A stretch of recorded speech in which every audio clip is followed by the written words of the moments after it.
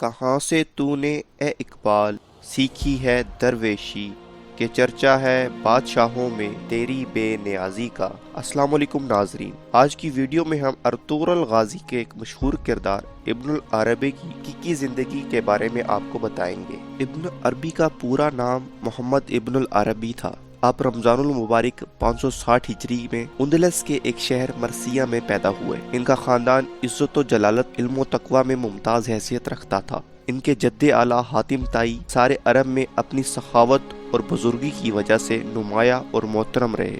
ابن العربی کو سب سے زیادہ شہرت شیخ اکبر کے لقب سے ہوئی۔ مسلمانوں کی تاریخ میں یہ لقب کسی دوسری شخصیت کے لیے استعمال نہیں ہوا۔ ابن العربی صوفیزم کے سب سے بڑے استاد کہلاتے تھے۔ بچپن سے ہی نیکی، عبادات، دانائی اور سچے خوابوں کے بنا پر مشہور ہو گئے اور تمام صوفیہ و مشائخ آپ کے اس مقام کے قائل تھے۔ آپ کا قول تھا کہ باطنی نور خود رہبری کرتا ہے۔ آپ کے دادا اندلس کے علماء میں سے تھے جن کی دولت و ثروت کا کوئی ٹھکانہ نہ تھا۔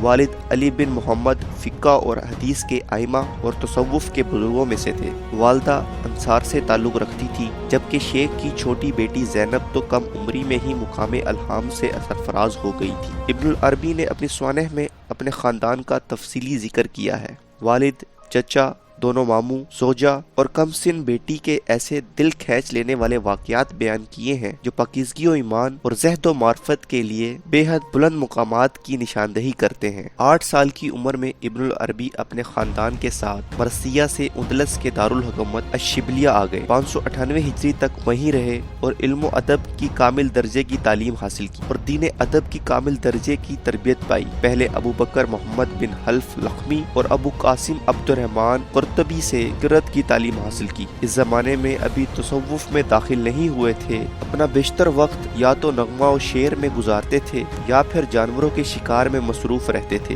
وہ اس دور کو زمانہ جاہلیت کا نام دیتے تھے۔ جوانی میں ہی جبکہ ان کے والد محترم حیات تھے، ان میں ایک عظیم روحانی و باطنی تبدیلی پیدا ہوئی اور یہ کشف و شہود کے اعلیٰ مقامات تک پہنچ گئے۔ الشبلیہ میں ہی ابن عربی نے باقاعدہ قصد کر کے 21 سال کی عمر میں 580 ہجری کے دوران جادہ سلوک میں قدم رکھا۔ اس کے بعد وہ مجاہد و ریاضت اور عرفہ کے معارف کی تفصیل اور صوفیہ کے احوال و اثار کے مطالعے میں مشغول ہو گئے۔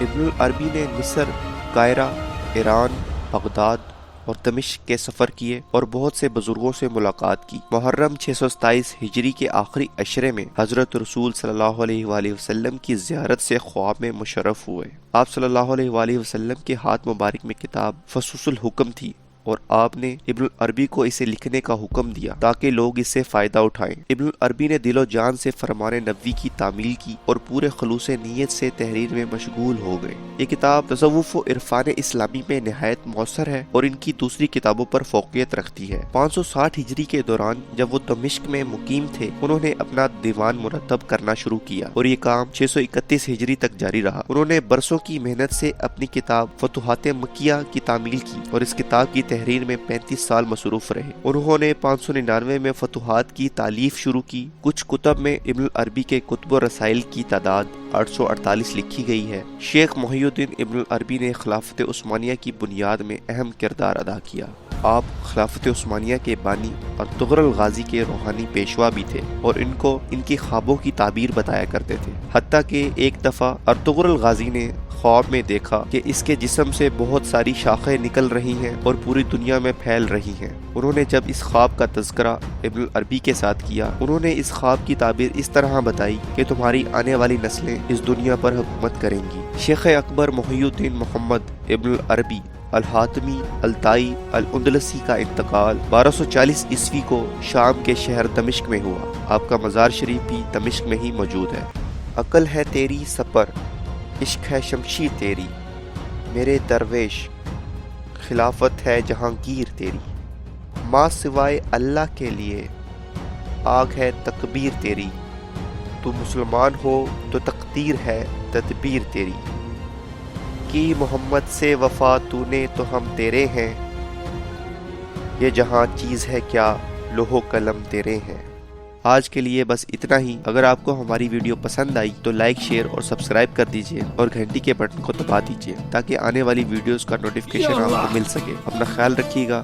اللہ حافظ۔